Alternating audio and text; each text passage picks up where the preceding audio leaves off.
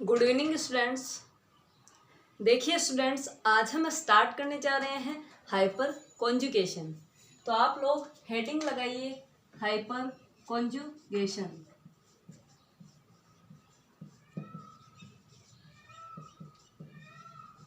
हिंदी में बोला जाता है अति संयुग्मन।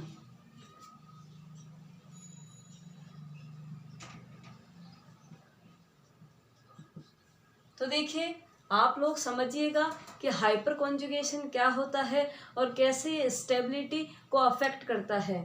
देखिए, जो हाइपर कॉन्जुगेशन होता है उसमें आपको पहले समझना पड़ेगा कि इसमें इलेक्ट्रॉनों का ट्रांसफर कैसे होता है। देखिए, जैसे हम समझते हैं, मान लीजिए हमने क्या ले लिया, इस प्रकार कार्बन और उस पे हाइड्रोजन ले लिए और हमने मान लिया यहाँ पे कोई पॉजिटिव चार्ज ले लिया। अब देखिए, जो हाइपर कॉन्जुगेशन होता है उसमें क्या होता है, कंप्लीट ट्रांसफर होता है सिग्मा बॉन्ड के इलेक्ट्रॉनों का। क्या होता है, कंप्लीट ट्रांसफर होता है सिग्मा बॉन्ड के इलेक्ट्रॉन का। यानी यहाँ पे क्या होगा, complete transfer of CH sigma bond electron. तो क्या होगा, कंप्लीट ट्रांसफर होगा। अब देखिए, जब यहाँ से CH सिग्मा बॉन्ड से ये जो इलेक्ट्रॉन ट्रांसफर होते हैं तो ये या तो पॉजिटिव की तरफ होंगे, किसकी तरफ होंगे, complete transfer of CH sigma bond electron towards, continue करना इसको, टूवर्ड्स पॉजिटिव चार्ज और फ्री रेडिकल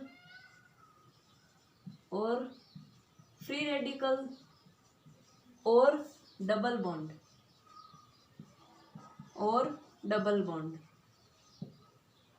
यानी हमने क्या लिखा कि जो ये CH सिग्मा बॉन्ड के इलेक्ट्रॉन होते हैं इनका पूरा का पूरा क्या होता है, ट्रांसफर होता है। और जब इनका पूरा ट्रांसफर होता है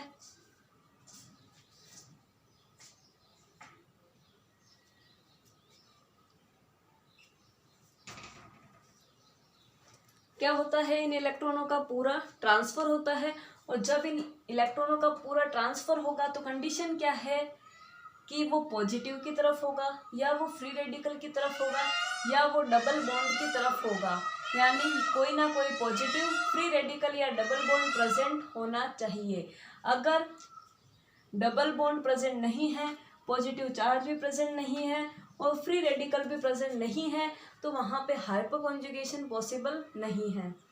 अब देखिए, हम बात करते हैं हाइपर कॉन्जुगेशन को किस साइंटिस्ट ने दिया था। तो वो दिया था बेकर और नाथन ने। किसने दिया था, बेकर और नाथन ने।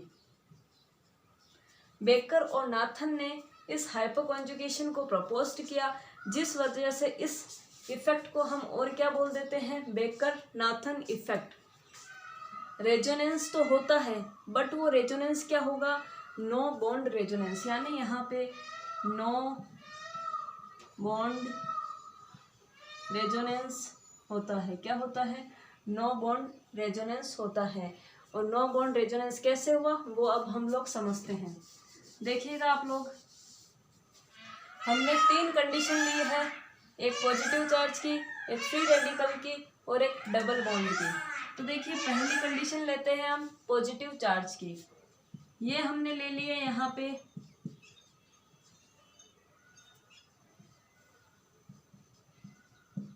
Positive charge. अब देखिए, जिस स्पीसीज की हम बात कर रहे हैं, यानी जिस कार्बन के ऊपर पॉजिटिव चार्ज है या जिस कार्बन के ऊपर फ्री रेडिकल है या जिस कार्बन पे डबल बॉन्ड है, उस कार्बन को हम यहाँ पे क्या करेंगे, देखने वाले हैं कि कैसे यहाँ ट्रांसफर होगा। तो ये कार्बन क्या हो गया, पॉजिटिव चार्ज वाला कार्बन हो गया। और जस्ट इसके पास वाला कार्बन क्या होगा, अल्फा कार्बन। ये क्या हो गया, अल्फा कार्बन। और जो अल्फा कार्बन होता है, इस पे जो हाइड्रोजन लगे हुए हैं, ये हाइड्रोजन क्या होंगे, अल्फा हाइड्रोजन। ये क्या होंगे, अल्फा हाइड्रोजन। तो आप लोगों को ध्यान होना चाहिए अल्फा कार्बन क्या होता है। अगर हम मान लीजिए पॉजिटिव न लेके फ्री रेडिकल की सिचुएशन ले लें,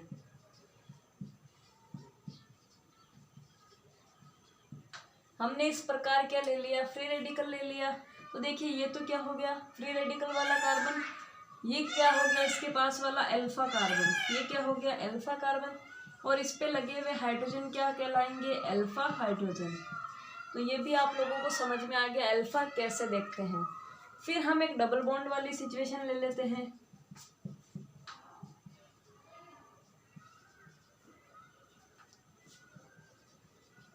ये देखिए हमने डबल बॉन्ड वाली सिचुएशन ले ली, तो ये तो डबल बॉन्ड वाला कार्बन हो गया, यानी ये कौन सा कार्बन हो गया डबल बॉन्ड वाला, और इसके जस्ट पास वाला क्या हो जाएगा अल्फा कार्बन, तो ये क्या हो गया अल्फा कार्बन, और ये जो हाइड्रोजन है वो क्या हो गए अल्फा हाइड्रोजन।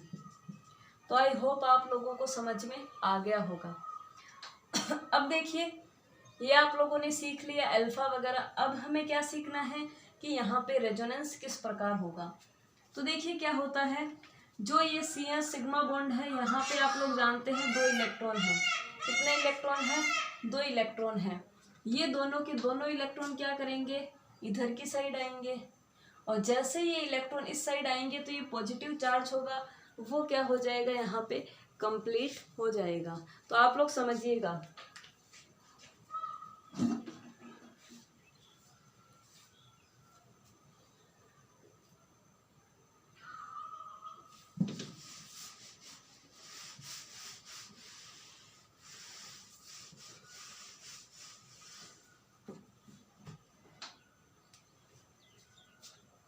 देखिए क्या होता है, यह हाइड्रोजन यह हाइड्रोजन यह हाइड्रोजन और ये CS2 और ये पॉजिटिव चार्ज।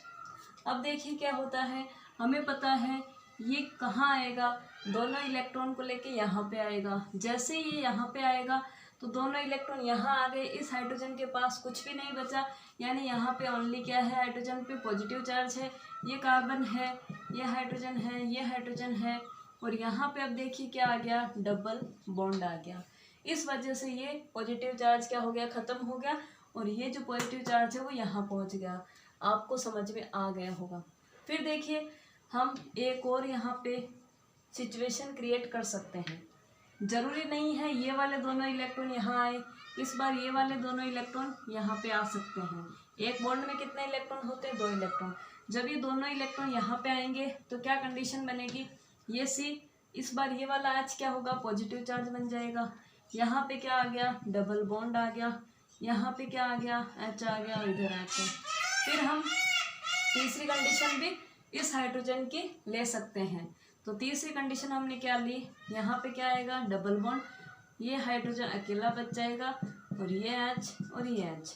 इस प्रकार आप हाइपर कॉन्जुगेशन की स्ट्रक्चर ड्रॉ कर सकते हो। तो आई होप आप लोगों को समझ में आ गया होगा। अब देखिए अब हम समझते हैं कि कैसे हाइपर कॉन्जुगेशन से स्टेबिलिटी को बताया जाता है। देखिए मैंने ओनली फ्री ये पॉजिटिव चार्ज से ही आपको समझाया है, ऐसी सिचुएशन आप फ्री रेडिकल से क्रिएट कर सकते हो, ऐसी सिचुएशन आप डबल बॉन्ड से क्रिएट कर सकते हो, बट हमारा काम ये नहीं है कि हम ऐसे स्ट्रक्चर बना बना के देखें। हमारा काम है कि जो अपना JET ICAR BHU का एग्ज़ाम है उसमें हमें ऐसा कोई भी क्वेश्चन आ जाए तो उसको करेक्ट करना है, तो हमें सीखना है क्वेश्चन कैसे पूछा जाता है। तो हमारा काम ये स्ट्रक्चर ड्रॉ करना नहीं है, ये तो सिर्फ समझाने के लिए था। देखिए क्वेश्चन कैसे पूछा जाता है, क्वेश्चन ये आएगा फाइंड आउट मोर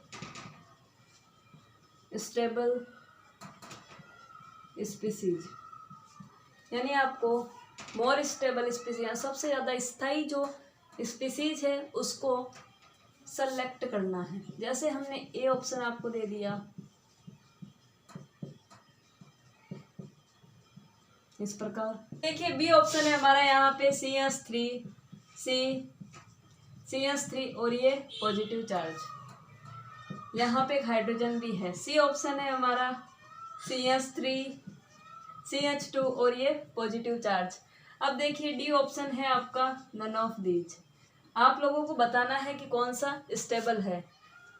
देखिएगा आप लोग, हमें यहाँ पे स्टेबिलिटी का ऑर्डर बताना है कि सबसे ज़्यादा स्टेबल कौन है।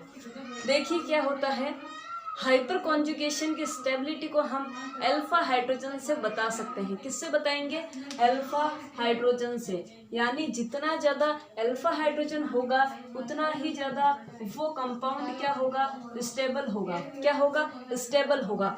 अब देखिए हमने बताया कि जो कार्बन पॉजिटिव, जो कार्बन नेगेटिव, जो कार्बन फ्री रेडिकल और जो कार्बन डबल बॉन्ड वाला हो, उस कार्बन को आप छोड़ दीजिए और उसके पास वाला क्या होगा? Alpha carbon. तो ये अल्फा हो गया, ये अल्फा हो गया, ये अल्फा हो गया। और जिस भी अल्फा कार्बन पे जो भी हाइड्रोजन लगा हुआ है वो क्या होगा? Alpha hydrogen. तो एक अल्फा कार्बन पे देखिए 3 हाइड्रोजन है, इस पे भी 3 है, इस पे भी 3 है, यानी टोटल 9 क्या हो गए? Alpha hydrogen. कितने हो गए अल्फा हाइड्रोजन? 9 हो गए। फिर देखिए हम इसकी बात करते हैं, इसमें इसको आप छोड़ दीजिए इस वाले कार्बन को, क्योंकि इसके ऊपर पॉजिटिव चार्ज है। पॉजिटिव के जस्ट वाला क्या होगा? Alpha carbon. पॉजिटिव के जस्ट पास वाला अल्फा कार्बन। अल्फा पे लगा हुआ हाइड्रोजन क्या होगा? Alpha hydrogen. अल्फा कार्बन पे लगा हुआ हाइड्रोजन क्या होगा? Alpha hydrogen. यानी यहाँ पे 6 क्या हो गए? अल्फा हाइड्रोजन हो गए। फिर आप यहाँ पे देखिए इस कार्बन को छोड़ दीजिए, क्योंकि ये तो क्या है? पॉजिटिव चार्ज वाला है। ये क्या हो गया? Alpha carbon. और अल्फा पे लगा हुआ हाइड्रोजन क्या हो गया? Alpha hydrogen. यानी अल्फा हाइड्रोजन कितना हो गया? यहाँ पे 3 हो गया। कितना हो गया? 3। और अभी अभी मैंने क्या बोला? जितना अल्फा हाइड्रोजन होता है स्टेबिलिटी उतनी ही ज़्यादा होती है। तो देखिए सबसे ज़्यादा अल्फा हाइड्रोजन कहाँ पे है? ए ऑप्शन में है। इसका मतलब ए ऑप्शन आपका एकदम करेक्ट हो जाता है। इस प्रकार आपको अल्फा हाइड्रोजन से रिलेटेड या हाइपर कॉन्जुगेशन से रिलेटेड क्वेश्चन को एग्जाम में ऐसे ही सोल्व करके आना है। अब देखिए आप लोग इसे अल्फा हाइड्रोजन काउंट मत कर लेना। अल्फा हाइड्रोजन वही होगा जो अल्फा कार्बन के ऊपर होगा, यानी ओनली हमें अल्फा कार्बन के हाइड्रोजन को ही काउंट करना है। तो आप लोग समझ सकते हैं कि किस प्रकार हमने यहाँ पे इस क्वेश्चन को सोल्व किया। तो आप लोग भी ऐसे क्वेश्चन की प्रैक्टिस करते रहिएगा। जैसे हम एक और क्वेश्चन ले लेते हैं, जैसे देखिए हम सेकंड क्वेश्चन ले लेते हैं।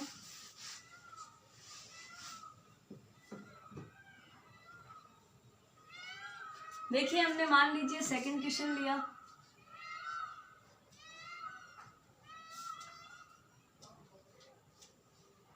देखिए आपको बताना है कि मोर स्टेबल कौन सा है।